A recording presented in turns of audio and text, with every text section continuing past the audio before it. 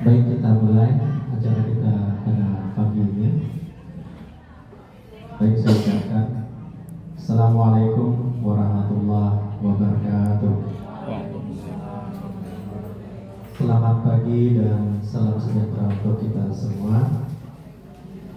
Pertama-tama marilah kita panjatkan puji syukur kepada Tuhan Yang Maha Esa yang telah memberikan kesempatan pada hari ini, yaitu nikmat sehat, sehingga kita masih bisa berkumpul bersama di ruangan guru SMK 1 Wimbing guna mengikuti CGP Angkatan 11, yaitu Ibu Meliana, tentang diseminasi budaya positif. Dan kita berharap mudah-mudahan pada teman-teman kita yang belum bisa hadir, semoga di lain kesempatan mereka bisa hadir. Dan jika masih ada halangan baik sakit, dan mudah-mudahan penyakitnya diangkat oleh Tuhan Yang Maha Esa. Semoga sehat, bisa berkumpul bersama di tengah-tengah kita. Baik, sebelum memulai acara, saya baca dulu susunan acara pada hari ini. Yang pertama, salam, kedua doa sambutan kepala sekolah SMK 1 Wimbing. Keempat, acara inti diseminasi budaya positif. Yang kelima, menutup. Baiklah, belum memulai acara ini, marilah kita berdoa menurut agama dan kepercayaan kita masing-masing. Berdoa dimulai.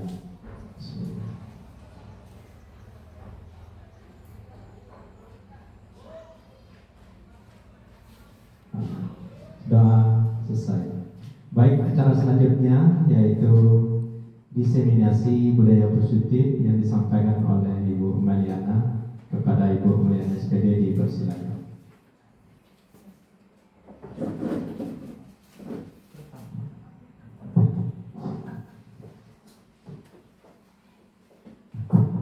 Bismillahirrahmanirrahim. Assalamualaikum warahmatullahi wabarakatuh. Saya ucapkan terima kasih Bapak Ibu sudah menyempatkan waktunya untuk hadir pada hari ini. Nah, sebenarnya diseminasi budaya positif ini sebagai langkah awal kita dalam mengaktifkan Kombel. Karena menurut saya ini sekalian aja dilaksanakan dalam Kombel, begitu Bapak Ibu. Mungkin nanti ke depan bisa kita teruskan setiap hari Selasa atau menyesuaikan itu. Nah, Bapak Ibu, ini diseminasi ini sebenarnya adalah menyebarkan pemahaman dan penerapan pengalaman budaya positif. Jadi kebetulan saja saya dapat ilmunya duluan. Nah, sebenarnya ini bukan pertama kali diseminasi, Pak. Tahun lalu Bu Ervina juga sudah diseminasi budaya positif. Nah, pada tahun ini berarti saya hanya mari kita ingatkan lagi pengetahuan kita dan pemahaman kita tentang budaya positif. Nah, sebelum masuk ke budaya positif, saya mau ice breaking, tapi bukan nyanyi ya. Saya akan menunjukkan sebuah gambar. Nanti Bapak Ibu begitu lihat gambar, ingat apa yang pertama kali Bapak Ibu lihat. Jangan semuanya, tapi satu ada dan tangkap apa ya.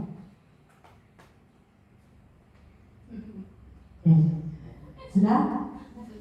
Ya, pasti sudut pandangnya beda-beda kan? Kira-kira ada gambar apa aja? Pohon, berarti saya pohon yang mana dulu? Singa dan ya orang hutan atau gorila. Ada burung, terus ada ikan. Singa yang sebelah kanan Pak, bagian yang putih. Sebelah kirinya itu gorila atau orang hutan. Nah, tadi Bapak Ibu dari gambar ini kita bisa lihat, oh ternyata setiap orang itu punya sudut pandang yang berbeda. Jadi pandangan kita tidak harus sama, tapi bagaimana cara kita memahami hal-hal yang baik dan yang positif. Nah, ternyata apa yang pertama kali Bapak Ibu lihat itu ada artinya. Ayo kita lihat artinya. Yang pertama, kalau melihat gorila, artinya Bapak Ibu adalah orang yang percaya dan pemikir analitis. Tadi siapa yang lihat gorila duluan? Bu Ervina. Berarti Bu Ervina ini percaya dan pemikir analitis. Poin ini ditujukan bagi kamu yang pertama kali melihat gorila di sebelah kiri. Kamu dinilai sebagai sosok yang ahli dalam mempercayai sesuatu. Kalau percaya yang bagus-bagus ya Bu Ervina ya. Jangan semuanya dipercayai. Selain itu kamu juga merupakan pemikir analitis dalam lingkup kelompokmu. Mantap nih Ibu, guru penggerak ya kan. Sebelum memecah masalah kamu biasanya terdorong oleh rasa ingin tahumu untuk mencari tahu. Dengan keinginan rawanmu tersebut, kamu mampu menggali lebih dalam demi mendapatkan informasi sebanyak mungkin yang mengenai suatu hal. Oke, untuk yang melihat burung dan pohon, siapa? Wah, Santi. Nah, pemimpin yang jujur dan alami. Iya, calon yang bilang. Poin ini ditunjukkan bagi kamu yang pertama kali melihat gambar dua burung yang terbang di atas pohon pada bagian tengah. Kamu merupakan orang jujur yang suka membuat orang lain merasa nyaman. Mantap. Dalam satu kelompok, kamu mempunyai intuisi dan kemampuan untuk bersosialisasi. Hal tersebut menjadikanmu sebagai sosok pemimpin alami dalam sebuah kelompok. Mantap, ya Santi. Selanjutnya, singa. Siapa yang lihat singa? Wow. Bapak kan? Mendominasi dan ambisius. Nah, kamu adalah sosok yang dominan dan selalu berusaha untuk mencapai puncak. Sifat tersebut membuat kamu terkadang mendorong orang lain untuk menjadi diri mereka sendiri. Ini mantap nih, Bapak MC Papen SMK ini mendominasi dan ambisius ya ternyata. Terakhir, ikan. Ada yang lihat ikan dulu? Ada. Nah, kalau ikan itu dia idealis dan baik. Poin ini ditunjukkan bagi kamu yang pertama melihat ikan.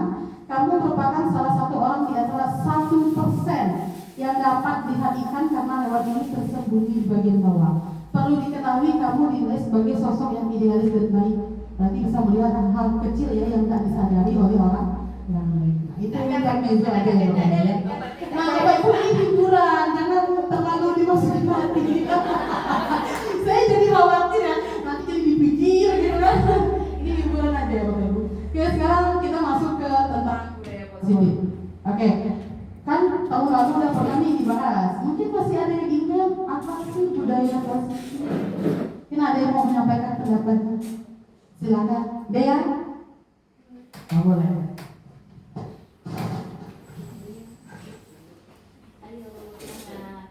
Silakan Ibu Dea. Assalamualaikum warahmatullahi wabarakatuh. Yang pertama ya udah ya. Apa sajakah yang Anda ketahui tentang budaya positif? Menurut saya, budaya positif itu merupakan suatu fondasi penting di dunia pendidikan. Kenapa? Karena itu adalah hal yang membentuk karakter siswa sebagai peserta didik. Kemudian di sekolah itu bukan hanya tempat siswa untuk belajar akademik, tapi mereka juga punya kesempatan untuk mengembangkan sikap, perilaku dan kebiasaan-kebiasaan yang positif. Nah, inilah yang menurut saya merupakan budaya positif, yaitu proses penerapan atau pembiasaan sikap dan perilaku yang baik, positif, sehingga bisa menghasilkan atau membuat karakter anak, bukan hanya anak, tapi seluruh warga sekolah ya, yang baik dan positif. Itu menurut saya Bu. Oke, terima kasih Ibu ya, bagus sekali pendapatnya. Berarti tentang proses pembiasaan dan kebiasaan-kebiasaan baik yang terjadi di sekolah. Oke, mungkin ada yang lain mau menyampaikan apa sih budaya positif? Mungkin menurutnya gagasannya beda atau idenya beda. Oke, assalamualaikum warahmatullahi wabarakatuh. Waalaikumsalam. Terima kasih. Saya diberi kesempatan untuk berbicara. Jadi ini pertanyaan pematik di awal ya. Jadi sebenarnya pertanyaan ini apa yang kita pahami sebenarnya ya yang terbesit di hati kita. Jadi apa yang Anda ketahui tentang budaya? Budaya itu kalau sepengetahuan saya adalah sebuah pembiasaan positif, tentunya yang hal-hal yang bersifat baik tentunya. Jadi kalau menurut saya budaya positif adalah pembiasaan yang mengarah tentunya tujuan untuk kebaikan. Kemudian apa contoh penerapan budaya positif yang telah diterapkan? Kalau ditanya tentang contoh, ini banyak sekali kalau kita contoh. Ini ada contoh tentang di rumah, di sekolah. Ya, kalau di sekolah ya tentunya banyak sekali ya pembiasaan budaya positif yang sudah kita lakukan. Contoh yang paling gampang dalam sehari-hari saat kita masuk kelas, tentunya kita membiasakan anak itu untuk memberikan salam kepada gurunya. Itu salah satu budaya positif adalah memberi salam.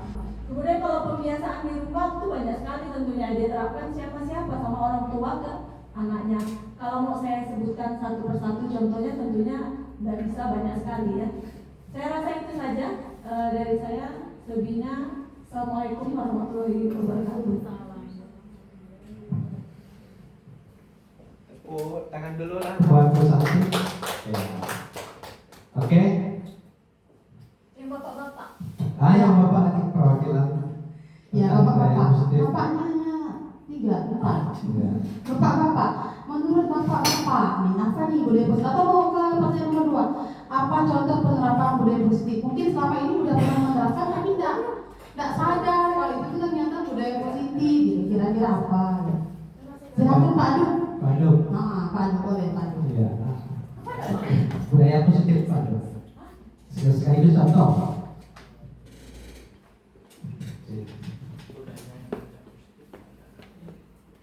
Baik, saya akan mencoba menjawab.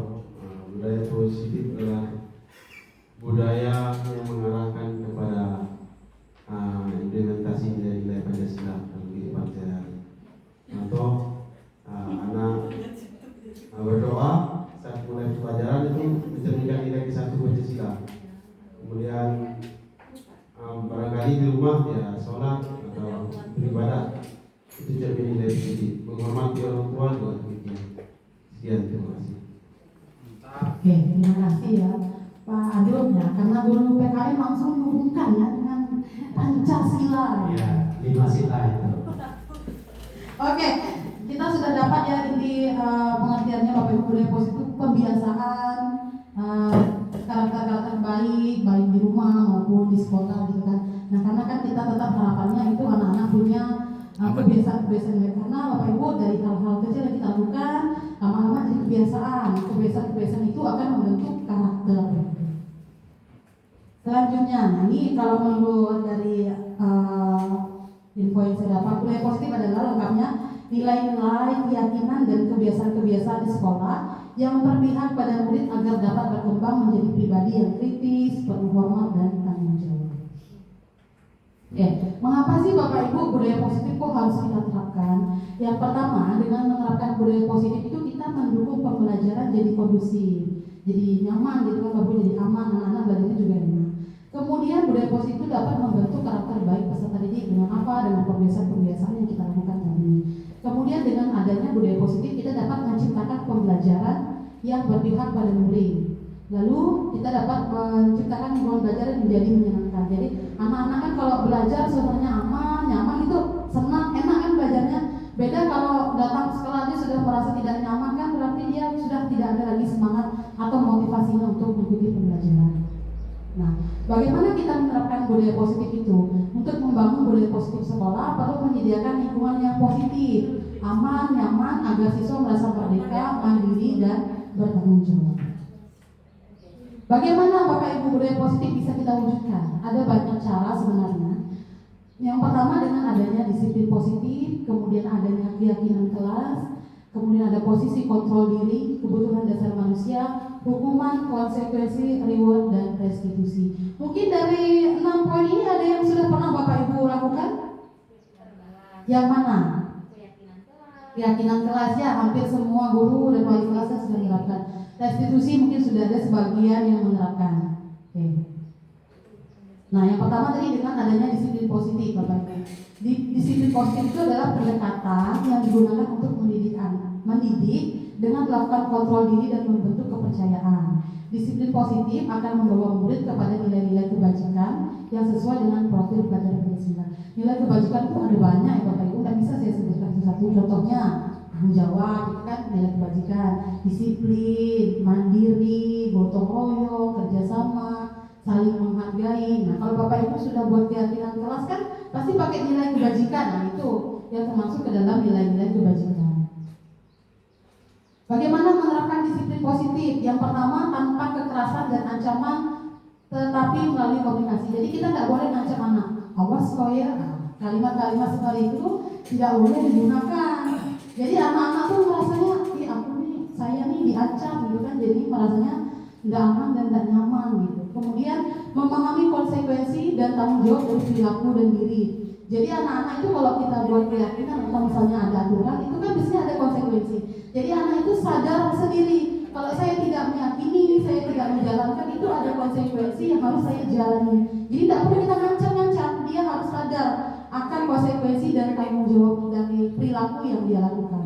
Yang terakhir adalah tanpa sogokan, ancaman atau hukuman.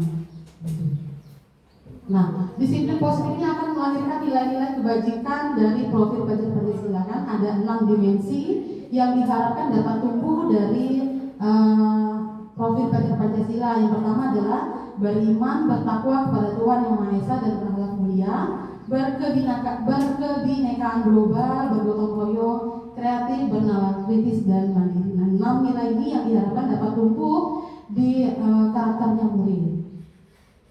Nah, sekarang kita ke keyakinan kelas nih yang Bapak Ibu sudah buat. Menurut Bapak Ibu, keyakinan kelas dan peraturan kelas itu sama atau tidak? Kalau keyakinan itu kita sepakati secara bersama, kalau peraturan yang memang sudah ada ketentuan, kalau melanggar ya tidak diperkenankan atau tidak diperbolehkan, itu saja. Ya. Tapi dua-duanya tetap ada konsekuensinya. Oke, terima kasih Bu Santi. Kira-kira yang disampaikan Bu Santi betul nggak? Betul, tapi kok takut aku jawabnya? Betul, karena dulu itu Bu Santi. Iya betul ya, keyakinan kelas dan peraturan kelas itu beda Bapak Ibu. Namanya keyakinan kan kita yakini secara bersama-sama. Berarti buatnya juga harus sama-sama. Kalau peraturan itu bukan tidak dibuat bersama-sama, tapi seperangkat orang atau sekelompok orang yang membuat aturan untuk dipatuhi orang lain, itu namanya peraturan. Lanjut. Keyakinan kelas berlandaskan nilai-nilai kebajikan atau prinsip universal. Salah atau betul? Oh ya, Bu Abina. Terima kasih Bu Mariana. Jadi menurut saya keyakinan kelas itu berlandaskan nilai-nilai kebajikan atau prinsip universal itu betul. Karena memang keyakinan kelas itu adalah apa yang kita yakini, yaitu dari kata-kata yang universal seperti tadi yang Bu Mel katakan, yaitu adalah disiplin, ya, kemudian bertanggung jawab dan sebagainya. Jadi bukan bentuk kata-kata atau kalimat, tapi adalah bentuk kata-kata universal, jadi mengglobal. Nah, jadi itulah yang dinamakan keyakinan kelas. Jadi hampir sama dengan kesepakatan belajar seperti itu. Terima kasih. Tangan buat Ibu Ervina. Ya. Oke, betul ya Bapak Ibu, keyakinan kelas itu memang berlandaskan nilai-nilai kebajikan atau prinsip universal. Jadi biasanya dia bukan berupa kalimat, tapi kata atau frasa. Kalau kata kan satu kata, kalau frasa itu dia terdiri dari satu atau dua kata. Ya, gitu. Nah, guru bahasa Indonesia langsung membantu saya. Pak. Oh, siapa? Oh, lupa Bapaknya. Oke, sekarang kita lihat Bapak Ibu ya. Apa nilai kebajikan atau keyakinan yang ingin diangkat dari peraturan-peraturan itu? Nah, ini kan peraturan sebelah kiri nih. Menggunakan helm saat mengendarai motor. Kemudian membuang sampah pada tempatnya. Dilarang menggunakan kata-kata kasar. Nah, ini kan bentuknya kalimat. Ini adalah aturan. Menurut Bapak Ibu, kalau menggunakan helm saat mengendarai motor itu nilai kebajikannya apa? Silakan, yang mau menyampaikan silakan, dan alasannya kenapa memilih itu. Helm itu kan safety, takut ada kejadian jatuh, berarti kan safety itu menyelamatkan kepala. Menurut saya itu.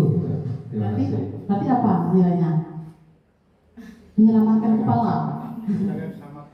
Menjaga keselamatan. Oh, menjaga keselamatan. Oke, kita kunci dulu, nanti kita lihat jawabannya. Benar atau tidak. Yang kedua, membuang sampah pada tempatnya. Kira-kira nilai kebajikannya apa?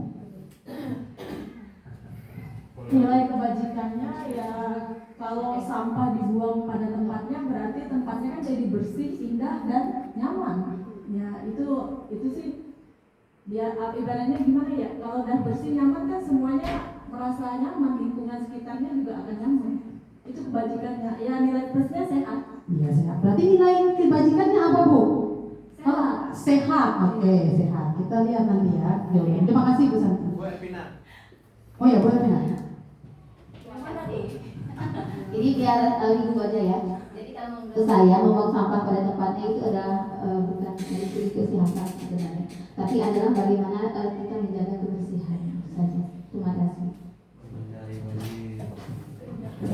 Berarti ada dua ya, kita nanti dia jawabannya. Ada kebersihan dan keindahan.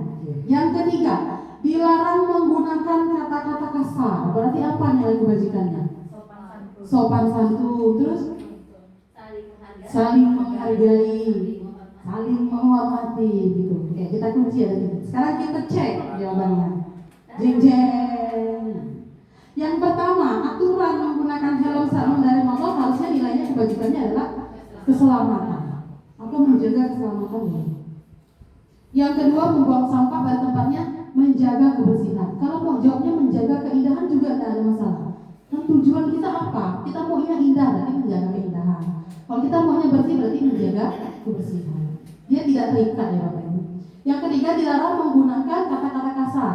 Lalu bersifat positif boleh, hormat boleh, sopan santun boleh, saling menghargai juga boleh. Oke, berarti Bapak Ibu udah pada bisa ya, empat boleh cerita. Mantap. Oke, selanjutnya, nah ini Bapak Ibu saya, walaupun saya bukan wali kelas, tapi saya juga menerapkan membuat keyakinan kelas bersama RPL 1, RPL 2 dan 10 TSN, RPL 1 dan RPL 2. Kemarin saya terapkan di 3 kelas itu. Nah, langkahnya secara umum yang pertama, siswa menuliskan keyakinan diri dari nilai-nilai kebajikan universal. Bisa juga siswa menuliskan mimpinya atau curah pendapatnya. Dia menginginkan kelas yang seperti apa, menginginkan pembelajaran seperti apa, itu dia tuliskan. Kemudian nanti dibacakan di depan kelas dan disepakati secara bersama-sama. Jadi kalau ada yang tidak sepakat berarti tidak boleh diterapkan. Ya minimal harus disepakati lebih dari setengah anggota kelas. Kemudian yang terakhir, kalau sudah dibentuk nanti dicetak Bapak Ibu, ditempel di dinding, seharusnya seperti itu. Untuk apa dicetak? Bukan hanya sekedar dicetak, tapi agar menjadi pengingat bersama bahwa kita punya nilai-nilai yang harus kita yakini, harus kita terapkan, kita laksanakan di dalam kelas. Mana tahu boleh jadi itu akan terbawa di dalam rumah menjadi nilai yang positif. Nah, Bapak Ibu kan udah pernah nih buat keyakinan. Saya mau tolong dong ceritakan apa sih, gimana sih Bapak Ibu membuat keyakinan kelas? Ada nggak kendala atau hambatannya selama proses pembuatan keyakinan kelas? Karena saya yakin setiap kelas itu ada aja kan tingkatnya. Nah, tolong Bapak Ibu, ada yang mau berbagi pengalamannya dalam membuat keyakinan kelas? Saya kebetulan mau di kelas 10 TSM, yang mana siswanya laki-laki semua. Kita tahu TSM itu kan merupakan sebuah tantangan. Ya, ibu bagi sebagian orang ada yang biasa, bagi sebagian orang berarti harus lebih punya stok sabar. Tapi selama saya menjadi wali kelas, alhamdulillah saya masih sabar, masih bisa terkendali baik emosi, dan bersyukur anak-anaknya juga masih kooperatif.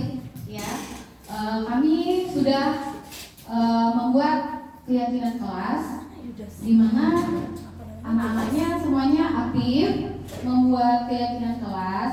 Memang mereka pertama kali membuat ya di SMK ini, di sekolah jenjang yang sekarang.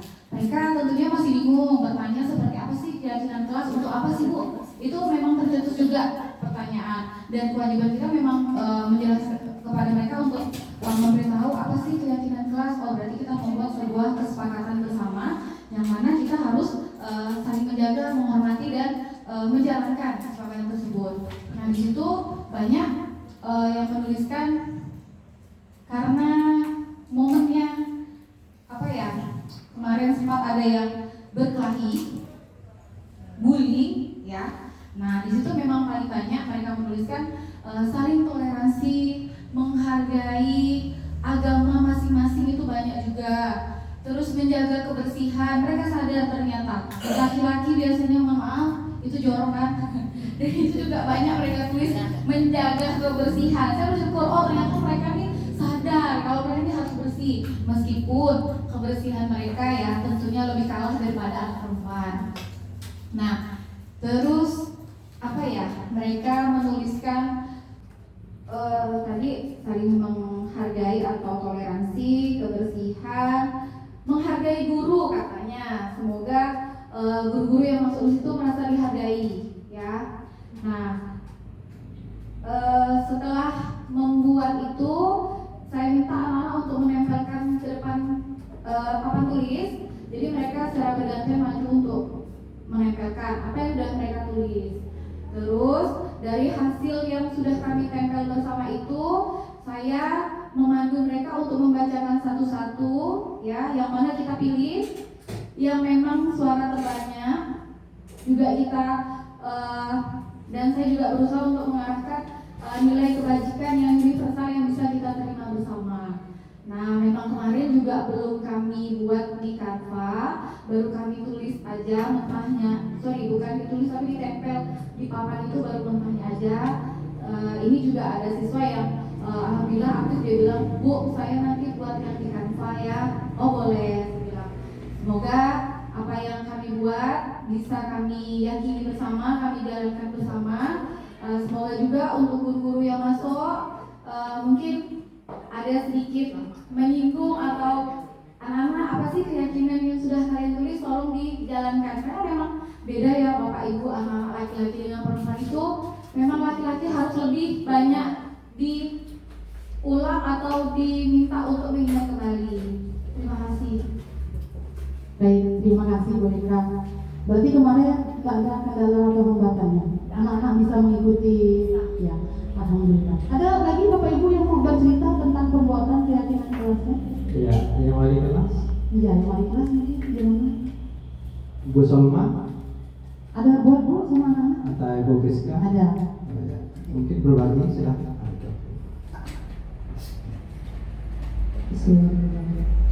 Untuk membentuk keyakinan kelas ya,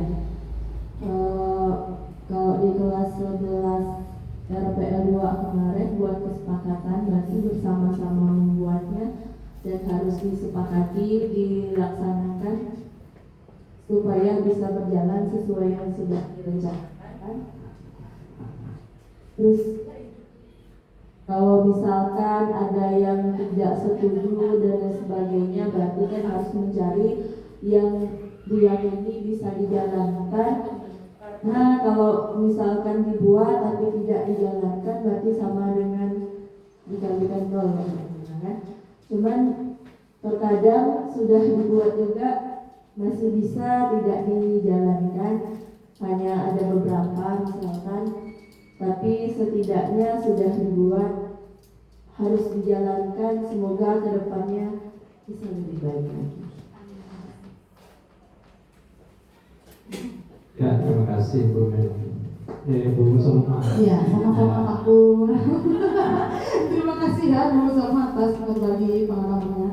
Oke, kita lanjutkan.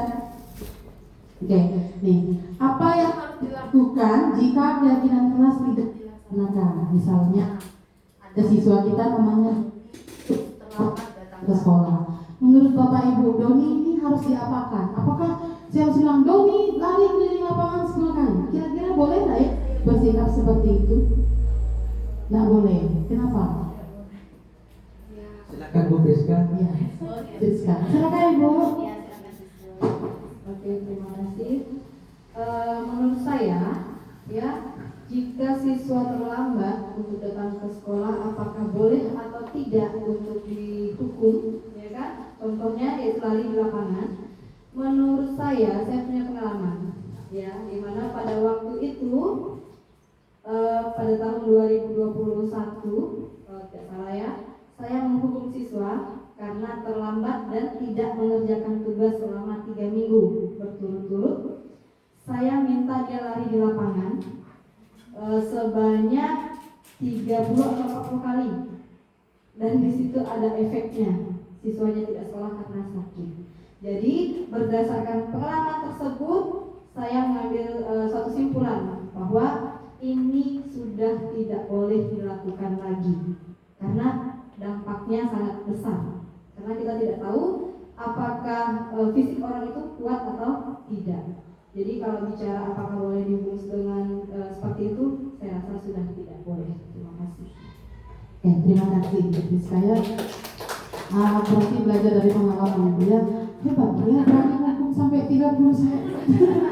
Saya kaget. Agak serem ya. Udah 3 minggu berarti 1 minggu. Iya, berarti satu minggu 10 kali. Jadi kalau 4 minggu 40 ya. Mungkin waktu itu masih semangat-semangatnya. Iya, masih Mungkin Bu Ervina mau nambahkan lagi, silakan. Tidak apa-apa Bu. Saya itu cuma khawatir mati lampu ya. Selama lampunya menyala silakan. Terima kasih Bu Mariana. Jadi begini, apa yang harus dilakukan jika keyakinan telah tidak dilaksanakan? Karena kita sudah membentuk suatu keyakinan, jadi kita harapkan memang nilai-nilai ini adalah nilai yang kita sepakati tadi itu ada pada anak-anak dan dilaksanakan. Tetapi di sini dicontohkan Bu Mariana itu adalah penambatan sekolah. Apakah kita menghukum? Tidak, ya. Jadi ini adalah gunanya restitusi. Jadi restitusi ini bagaimana tadi 3 tahapan restitusi itu bisa dilaksanakan sehingga anak-anak itu meyakini apa yang sudah yakin tadi di dalam kelas mereka. Jadi tidak ada namanya yang hukuman. Jadi adanya adalah restitusi. Nanti mungkin Bu Meliana bisa menjelaskan bagaimana segitiga restitusi itu dilaksanakan di dalam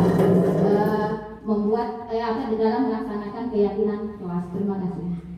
Baik, terima kasih Bu Ervina atas sharingnya. Benar ya Bapak Ibu, secara itu umumnya memang tidak boleh, bukan secara umum memang tidak boleh kita tiba-tiba langsung menghukum anak. Minimal kita tanya dulu lah kenapa gitu kan. Tidak juga tiba-tiba dia langsung kita hukum, minimal kita tahu alasannya kenapa. Oke, lanjut. Nah ini Bapak Ibu, ada yang namanya hukuman, konsekuensi, dan restitusi.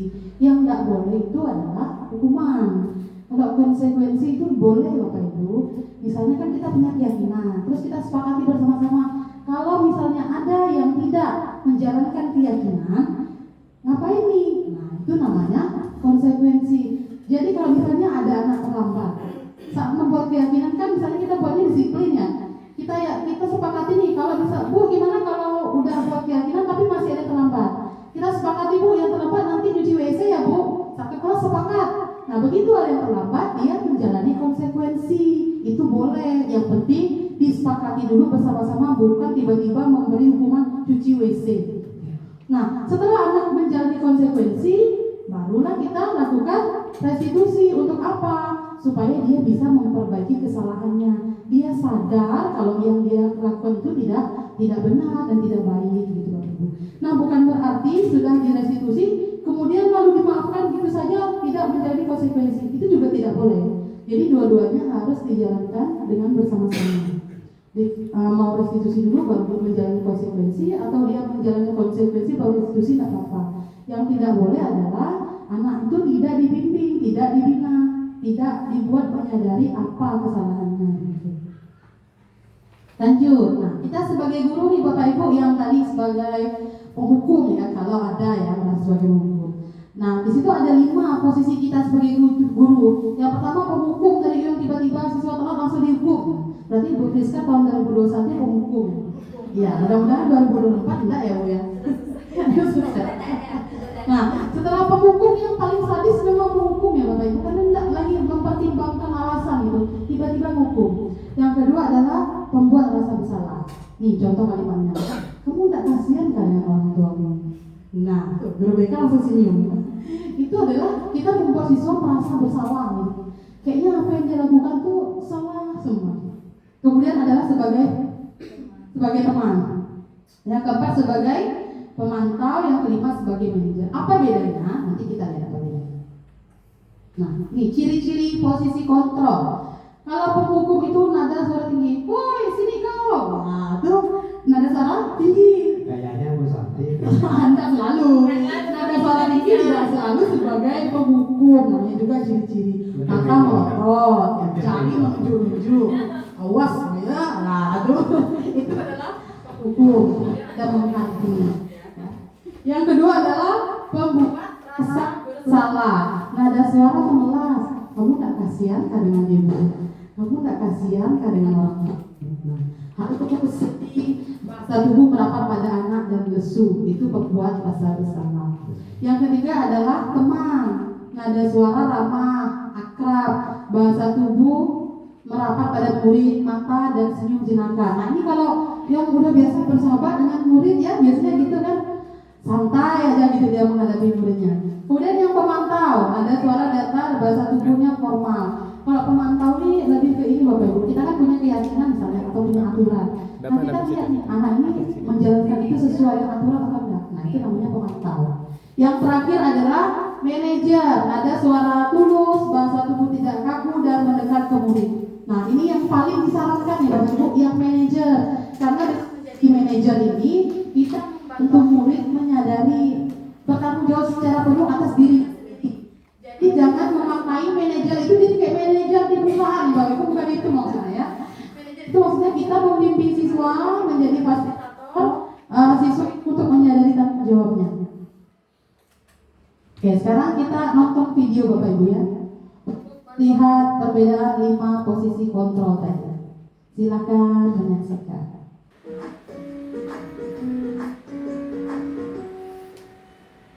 Salam bahagia Ibu dan Bapak Guru hebat. Dalam penerapan disiplin positif restitusi, salah satu program yang dikembangkan adalah 5 posisi kontrol. 5 posisi kontrol dalam restitusi adalah proses perjalanan seorang pendidik agar dapat mengenali dirinya. Pada video kali ini, kita akan membahas tentang 5 posisi kontrol yang dikembangkan oleh Diane Gossen dan contoh penerapannya.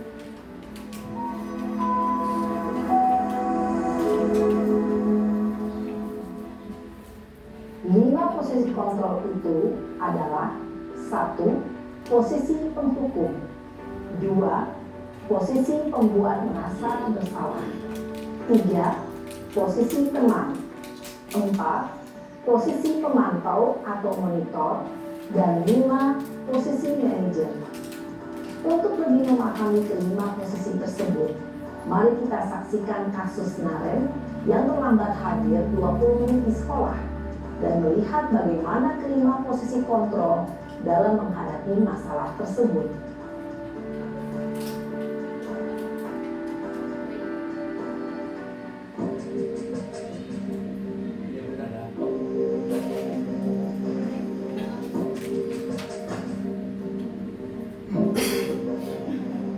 Naren, sini kamu. Selamat pagi Bu. Selalu terlambat. Kamu deh, pasti terlambat. Maaf Bu, saya Apa? Apa coba? Alasan kamu apa lagi? Kapan sih kamu tidak terlambat? Malas sekali ya kamu jadi anak. saya Dasar pemalas. Gak kapok-kapok sih kamu. Sudah berapa kali terlambat? Sana, kamu keliling lapangan basket 2 kali. kenapa saya harus ke lapangan basket Bu? Kenapa? Kamu melawan ibu. Berani-beraninya jawab. Sudah terlambat, masih berani jawab pula. Sekarang, keliling lapangan basket 5 kali sekalian. Biar kapok. Cepat. Pergi sana ke lapangan basket. Posisi penghukum biasanya berbicara dengan nada tinggi, menghardik, menunjuk-nunjuk, menyakiti, dan menyindir. Hukuman bisa berupa fisik maupun psikis. Ibu dan Bapak Guru hebat, dampak yang terjadi pada murid ketika guru berada pada posisi penghukum adalah murid cenderung akan memberontak, bahkan menyimpan dendam.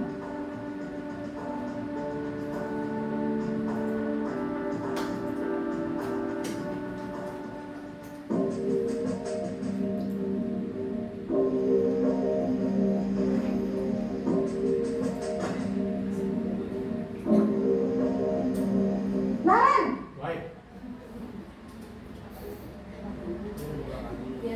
Selamat pagi Bu. Naren. Kamu kenapa terlambat lagi, nak? Ya Tuhan, Naren. Kamu senang ya bikin ibu susah ya? Kalau kamu terlambat lagi, nanti ibu yang ditegur bapak kepala sekolah, nak. Disangka ibu tidak bisa membina kamu. Duh, gimana ini? Maaf Bu, Duh, Gusti Naren. Kamu suka ya kalau ibu ditegur bapak kepala sekolah? Terus, sekarang ibu harus tulis apa yang ibu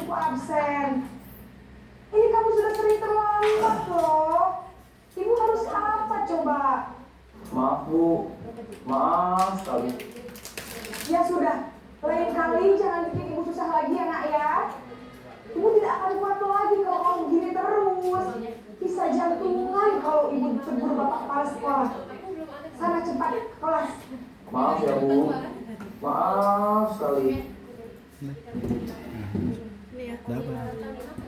Posisi pembuat rasa bersalah berbicara dengan nada tenang, cenderung lembut. Namun kata-kata yang diutarakan membuat murid merasa menjadi orang yang gagal, memandang buruk dirinya sendiri, merasa tidak berharga, dan tidak sanggup membahagiakan orang lain. Ketika guru mengambil posisi pembuat rasa bersalah, murid akan menganggap dirinya yang bersalah dan ia akan menyimpan emosi negatif tersebut di dalam dirinya.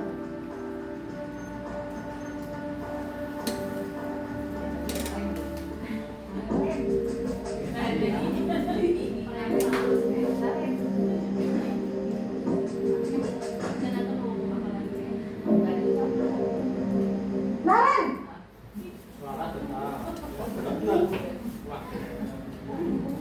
Selamat pagi Bu. Wah, sudah jam berapa ini nak? Terlambat lagi ya sayang. Iya Bu, tadi ibu saya lupa bangunkan saya Bu. Kamu malah menyalahkan ibu kamu. Kamu bukannya anak yang larinya paling kencang. Kok terlambat sih? Iya Bu, saya memang terlambat bangun tadi. Jadi biarpun saya lari kencang, tetap gak kekejar Bu. Ya sudah sana. Nanti lain kali larinya lebih kencang lagi ya. Biar gak terlambat lagi. Bikin seneng ibu. Demi ibu. Bisa kan? Bisa lah Bu. Ya sudah sana masuk kelas. Ibu beresin urusan absen kamu. Kamu ini ada-ada saja. Dalam posisi teman, guru berbicara dengan nada suara ramah, akrab, cenderung bersenda gurau untuk menjaga suasana tetap santai. Murid akan merasa senang, aman, dan akrab dengan guru. Identitas yang tercipta adalah identitas sukses atau berhasil. Namun, perlu diingat, karena ini masih dorongan eksternal, maka ada faktor ketergantungan dari murid kepada orang tertentu. Di sini, guru absennya, sehingga di lain waktu, murid bisa berperilaku baik, namun hanya kepada orang-orang tertentu saja.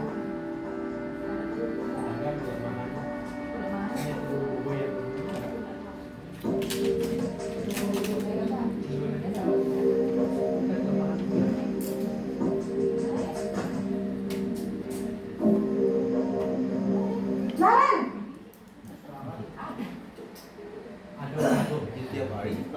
Selamat pagi Bu. Naren, apa peraturan sekolah kita tentang jam berapa kita harus masuk sekolah, nak? Kita harus di sekolah jam 7 Bu. Iya betul, sekarang sudah jam 7.20. Naren sudah tahu konsekuensinya jika terlambat hadir. Paham Bu. Saya harus tinggal kelas pas jam istirahat selama 20 menit. Iya benar, konsekuensinya demikian. Jadi nanti jam 9.30 pas istirahat, kamu harus tinggal di kelas, kerjakan tugas tambahan untuk ketertinggalan kamu, ya? Baik Bu. Posisi pemantau mengandalkan penghitungan atau data untuk mengontrol murid. Guru mengarahkan murid berdasarkan peraturan dan konsekuensi.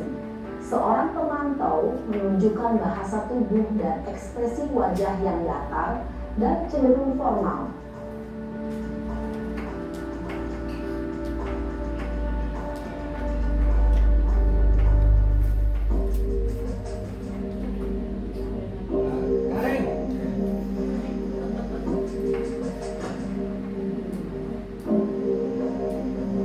Naren! Mau buat video Selamat pagi Bu. Selamat pagi, Naren. Maaf Bu, saya terlambat. Iya, sekolah masuknya jam 7, sekarang sudah jam 7.20. Jadi sekarang bagaimana ini, Naren? Maaf Bu, saya lupa setel alarm saya semalam. Baiklah, menurut kamu, keyakinan sekolah yang mana yang perlu kamu tingkatkan? menghargai diri sendiri dan orang lain mungkin ya Bu. Setuju. Jadi, apakah Naren meyakini prinsip saling menghormati tersebut? Iya Bu, saya meyakininya. Apakah Naren bersedia memperbaiki masalah keterlambatan ini? Bersedia Bu. Bagaimana kamu akan memperbaiki masalah keterlambatan ini? Saya akan coba untuk tidak lupa menyetel alarm saya Bu. Baik, kalau Naren lupa menyetel alarm di rumah, ada orang yang kira-kira bisa bantu mengingatkan tidak? Ada Bu, kakak saya, Kak Emma. Ada lagi selain Kak Emma?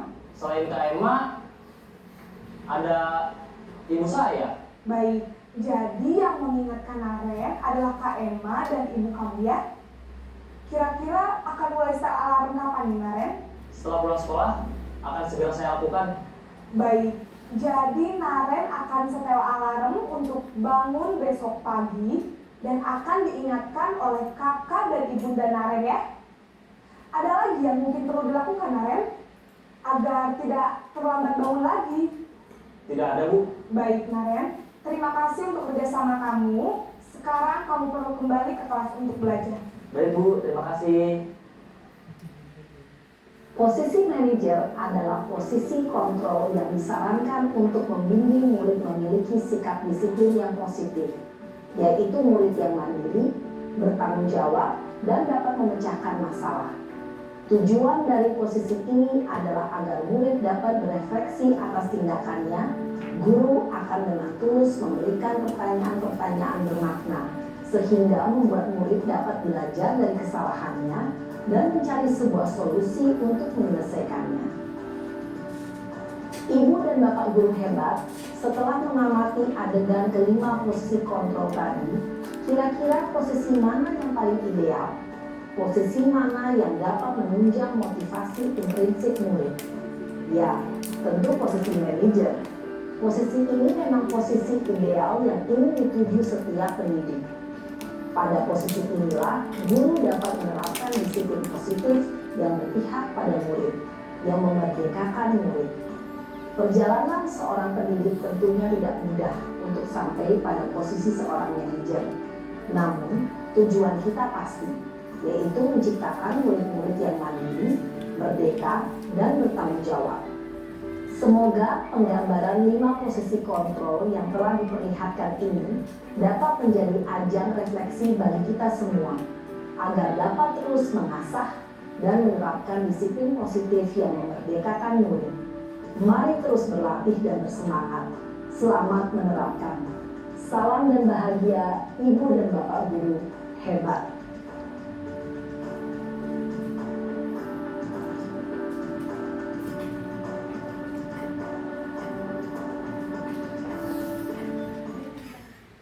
Tepuk tangan. Oke, kita kembali lagi. Setelah menganggap posisi kontrol, Bapak Ibu, silahkan merefleksikan diri sendiri. Kira-kira kita ada di posisi mana? Masih ada ya. Nah, Bapak Ibu nggak usah takut ya Bapak Ibu. Ini kita belajar sama-sama. Ada yang sebagai penguasa bersama. Saya kadang masih Bapak Ibu. Yang buat bersama itu tak sadar keluar dari diri saya. Ternyata nggak boleh. Kemudian teman, mungkin ada yang jadi teman siswa. Santai ya, kan? Kemudian yang keempat tadi apa? Setelah teman, pemantau, yang terakhir adalah manajer. Kita sama-sama ya Bapak Ibu. Mudah-mudahan suatu hari nanti kita bisa menjadi manajer bagi murid-murid kita. Nah, kembali ke refleksi. Bagaimana perasaan Bapak Ibu setelah melihat video tersebut? Kira-kira ada di posisi kontrol diri apa saat ini? Kemudian perubahan apa yang akan dilakukan di masa yang akan datang setelah melihat video tersebut? Mungkin ada salah satu atau salah dua atau salah tiga yang mau menyampaikan Ibu.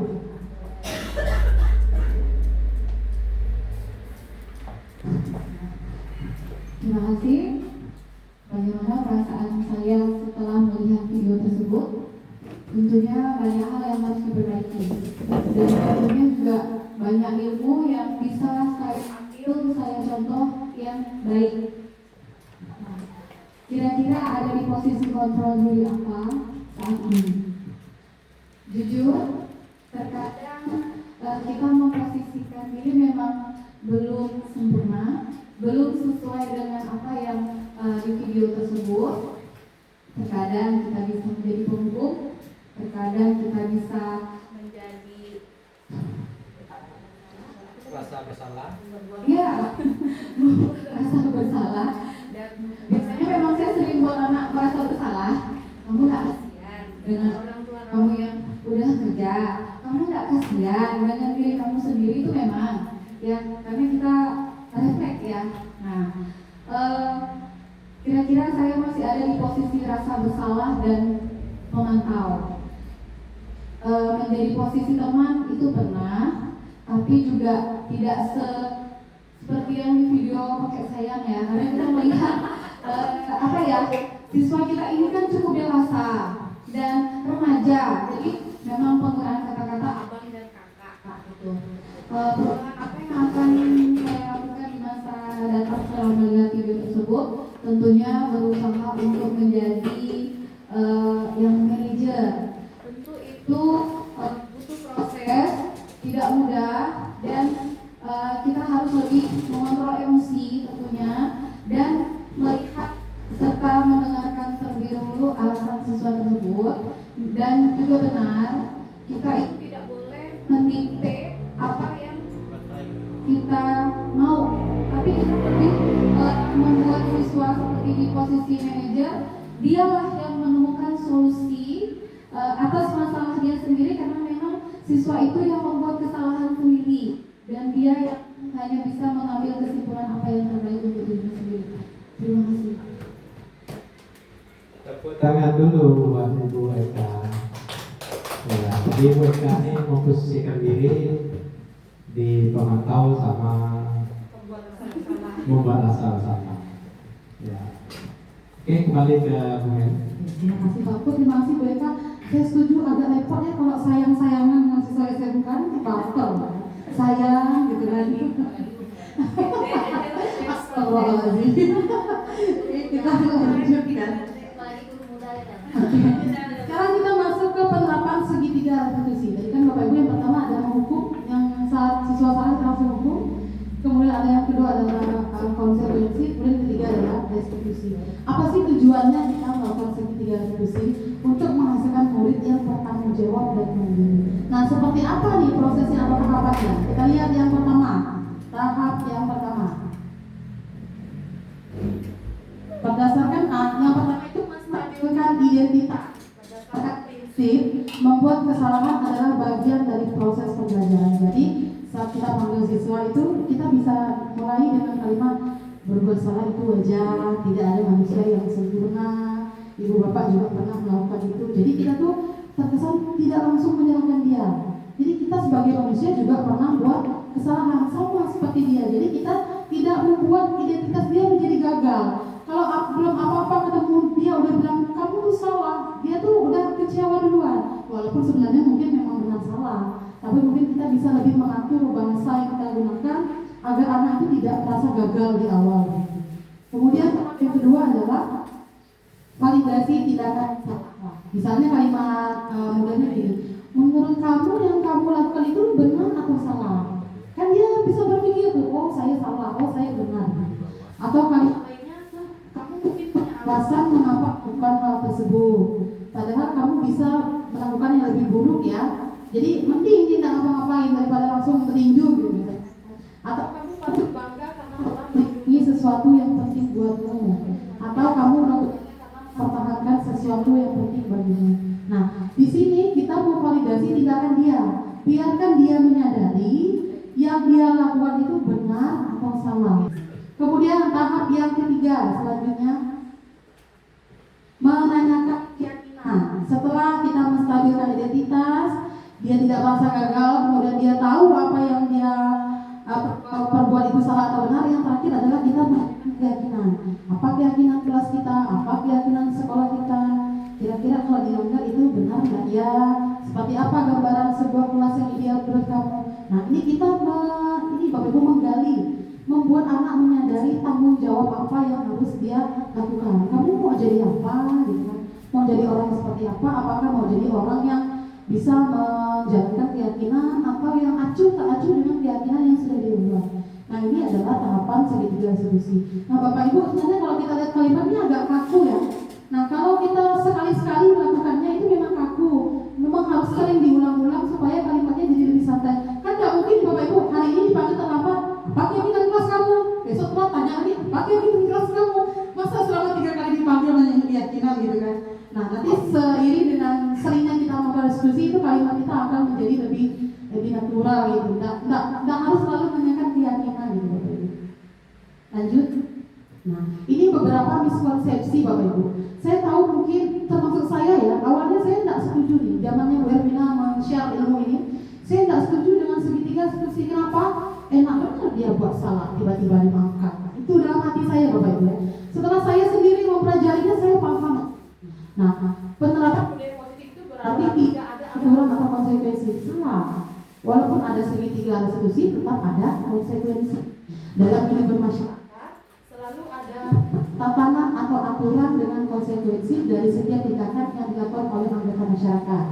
Dalam penerapan budaya positif, guru melatih kesadaran melalui pemahaman bahwa tatanan dan konsekuensi hadir untuk memberikan keselamatan dan kebahagiaan kepada diri sebagai manusia dan anggota masyarakat. Sehingga tatanan tersebut dipatuhi bukan karena takut, tapi karena kesadaran diri ingin mewujudkan nilai-nilai. Jadi kita merestitusi dia tuh untuk dia menyadari nilai itu harus dia sendiri yang patuhi, bukan kita yang paksa. Kemudian apakah begitu diberikan restitusi tidak menjalani konsekuensi? Harus tetap dilaksanakan. Jika sudah disepakati di awal, kalau saya tidak tepat waktu, saya membersihkan WC, maka itu tetap harus. Setelah kita jalankan segitiga restitusi, dia tetap harus menjalankan konsekuensi membersihkan WC. Nah, kalau seperti ini kan tidak ada yang salah dengan restitusi kan? Jadi setelah dia menjalani konsekuensi, ada juga proses penyadaran dirinya begitu akan tanggung jawab. Kemudian miskonsepsi ini sama ya Bapak Ibu penjelasan yang tadi. Jika murid sudah mendapatkan restitusi, maka dia tidak perlu mendapatkan restitusi. Perlu ya, tetap perlu Bapak Ibu. Mungkin bentuknya memang harus disepakati dulu, bukan kita tiba-tiba menghukum. Dengan adanya restitusi dilakukan, maka konsekuensi tetap harus dijalani oleh murid sebagai bentuk pertanggungjawaban dari perilaku yang sudah dilakukan murid. Jadi bukan berarti sudah dilakukan segitiga restitusi lalu dimaafkan begitu saja. Kalau tiba-tiba gitu, senang sekali anak itu, tidak apa-apa, besok paling di restitusi lagi, kan? Karena dia tidak menjalankan konsekuensi. Bapak Ibu, selain tadi tentang 5 posisi kontrol, ada nih hal lain yang dapat mempengaruhi kebiasaan, sikap, karakter siswa di sekolah, itu kebutuhan dasar. Kebutuhan dasar manusia adalah segala sesuatu yang kita lakukan untuk mendapatkan apa yang kita inginkan. Jadi ada 5 kebutuhan dasar. Yang pertama itu adalah bertahan hidup, termasuk dalamnya makanan, tempat tinggal, pakaian, pangan, papan, sandang, gitu ya Bapak Ibu ya. Yang kedua adalah kasih sayang dan rasa diterima. Yang ketiga adalah penguasaan. Yang keempat adalah kebebasan. Yang kelima adalah kesenangan.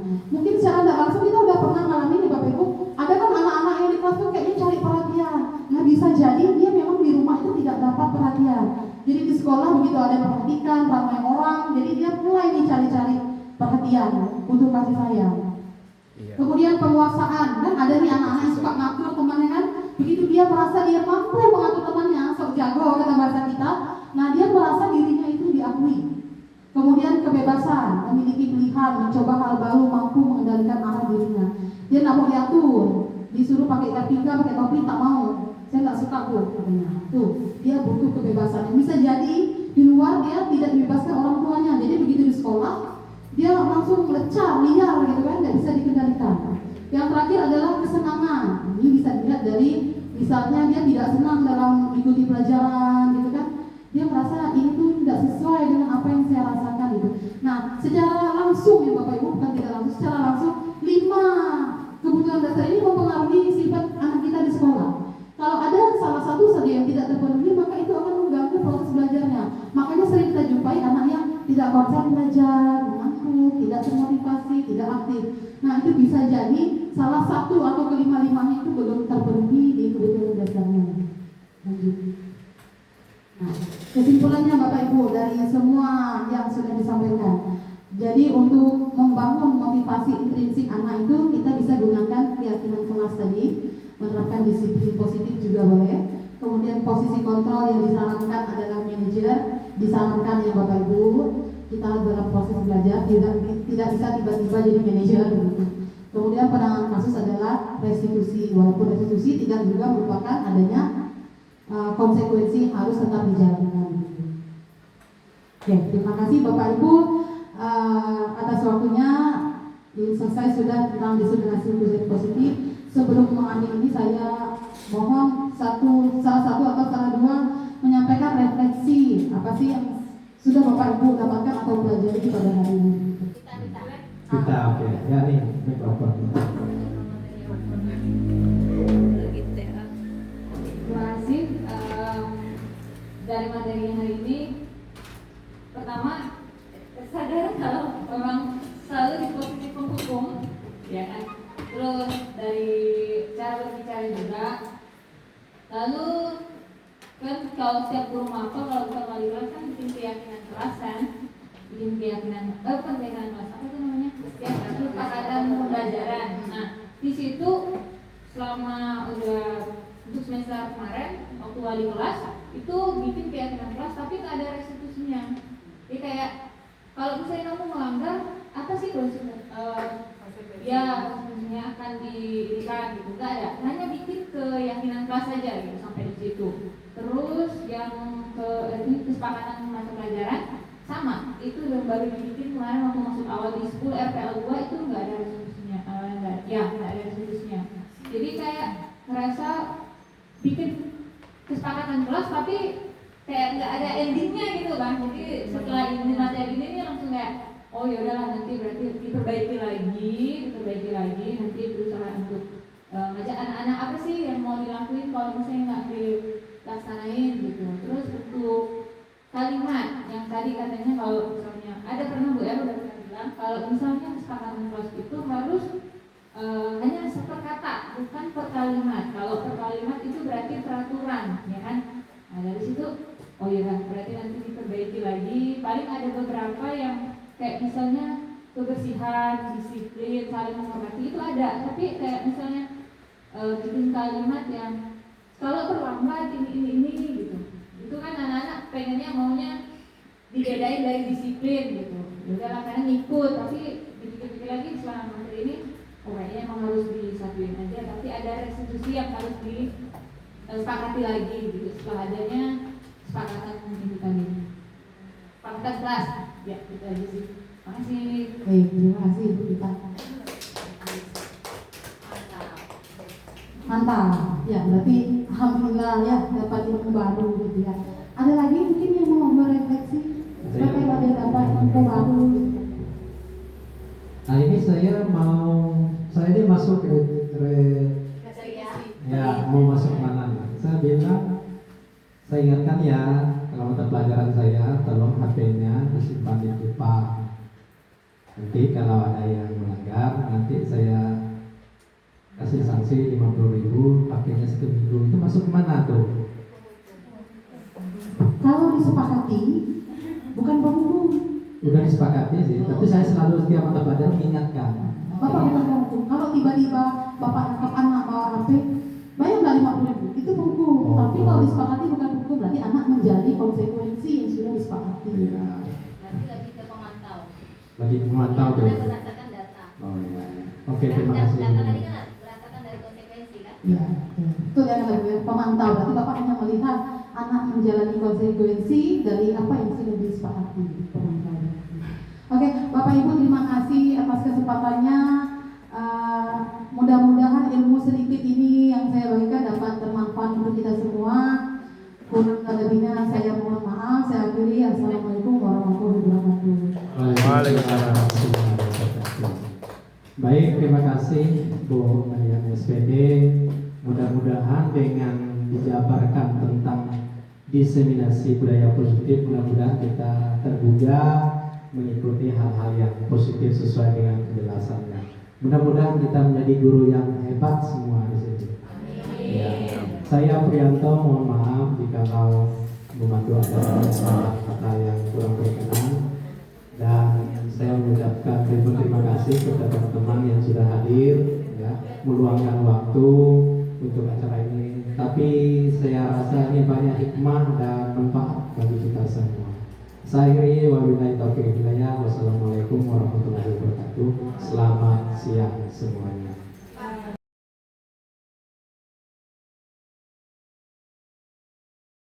Selamat pagi semuanya. Pagi. Nah, hari ini kita akan membuat keyakinan kelas. Pernah dengar? Kan kamu bilang keyakinan itu yang saya percayai. Apa yang kamu percaya dari keyakinan kelas? Buang sampah. Buang sampah. Tempatnya nyambung ya, buang sampah. Saya kira bakal kasih tahu nilai yang berbeda gitu. Buang sampah tempatnya. Nah, keyakinan kelas itu benar teman-temanku yang kita percaya. Apa yang kita percaya yaitu nilai-nilai kebaikan. Hal-hal yang baik. Keyakinan kelas dibuat itu menerapkan nilai-nilai kebaikan agar dapat kita terapkan secara bersama-sama. Untuk apa? Tujuannya ada keyakinan kelas agar kamu terbiasa menerapkan nilai-nilai atau budaya positif. Nah, jadi saya kan akan kasih kamu kertas. Kamu silakan tuliskan satu kalimat di kertas ini yang menggambarkan kamu pengennya kelas itu seperti apa.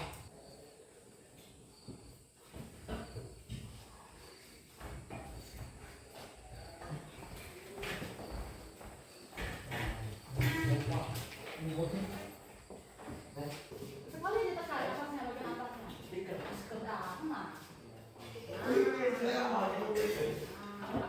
Oke, terima kasih sudah mengisi harapan kalian. Sekarang tadinya saya minta tolong satu orang maju ke depan. Yang pertama, coba bacakan apa? Ketawa. Saya pengen kelas ini selalu tertib dan juga patuh kepada guru. Pindahkan bang ke sebelah sini yang pertama tadi. Kita kelompokkan ya. Yang kedua, dia minta apa itu? Saya ingin teman-teman bisa saling menghargai satu sama lain. Oke, teman-teman saling menghargai satu sama lain. Sama nggak yang pertama dan yang kedua? Beda. Ini mintanya dia tertib, yang kita saling menghargai. Maka di sebelahnya. Ini. Ya. Saya tidak mau berisik di dalam kelas. Saya tidak mau berisik di dalam kelas. Saya masuk yang mana? Tertib, saling menghargai atau bersih? Tertib. Berarti di bawah yang tertib bang. Oke, tepuk tangan semuanya.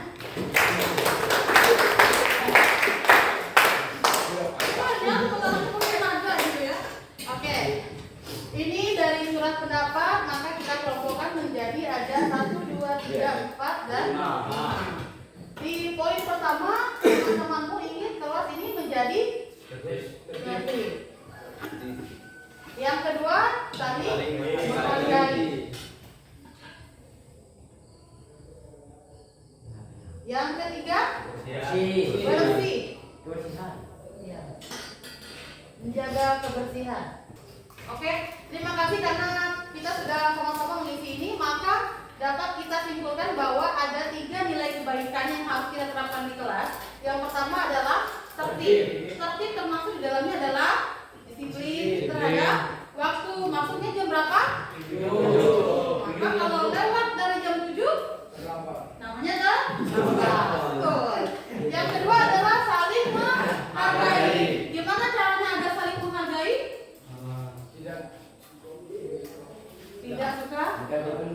Tidak membuli teman. Terus apa lagi? Tidak mengolok teman. Terus? Tidak menghina temannya. Kalau misalnya temannya lagi bicara, kamu seharusnya mendengarkan. Itu juga salah satu bentuk dari saling menghargai. Termasuk menghargai keyakinan temannya yang berbeda. Berbeda-beda ya. Lalu yang ketiga adalah menjaga kebersihan. Sepakat ini menjaga kebersihan? Ini adalah kesepakatan kita selama pelajaran IPAS ya. Kalau misalnya nanti guru mata pelajaran lain mau buat yang hal yang sama itu silakan. Atau kamu nanti mau buat sama wali kelasnya juga boleh. Tapi yang ini 3 nilai kebaikan ini yang kita sepakati akan kita terapkan di pelajaran IPAS. Sepakat? Setuju? Setuju.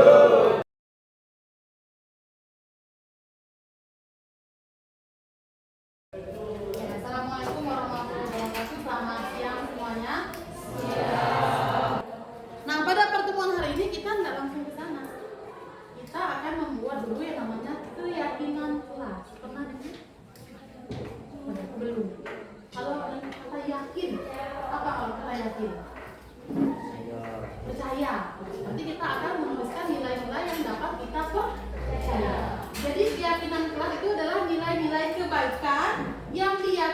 dan dilaksanakan secara bersama-sama. Nilai-nilai kebaikan, berarti nilai-nilai yang sifatnya baik, bukan nilai yang sifatnya buruk. Nah, untuk apa keyakinan kelas? Supaya kita belajar menjadi orang yang bertanggung jawab, terus dapat mengendalikan diri. Terus apa lagi? Untuk membantu kalian mengembangkan karakter kalian menjadi lebih baik. Nah, seperti apa kita akan menyusun keyakinan kelas? Yang pertama, kita akan menuliskan curah pendapat. Lalu setelah curah pendapat, nanti baru terbentuk keyakinan kelas. Jadi, saya akan memberikan kamu kertas. Nanti kamu tuliskan di kertas ini harapan kamu.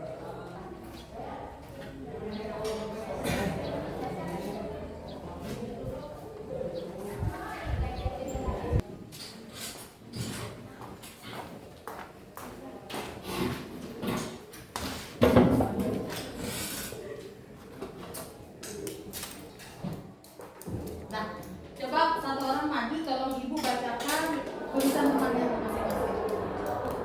Saya menginginkan kelas yang santai dan tidak berisik. Tidak berisik sama enggak dengan rapi? Tidak berisik sama enggak dengan rapi? Beda sebelahnya, berarti dia beda kelompok. Saya tidak ingin kelas ini ribut. Ribut sama dengan yang mana? Yang kedua, apa tadi yang kedua? Saya menginginkan kelas yang santai tidak berisik. Oke. Terima kasih ya. Tangan teman-teman. Kita lihat nilai yang kalian harapkan yang ada di kelas. Yang pertama, rapi, ada hiasan. Yang pertama adalah rapi. Kalau yang ini adalah nilai-nilai yang bisa kita terapkan di kelas. Yang pertama, kelasnya harus rapi, tenang, saling menghargai, bersih dan disiplin. Maka nilai-nilai yang sudah kita tuliskan harus kita terapkan bersama-sama.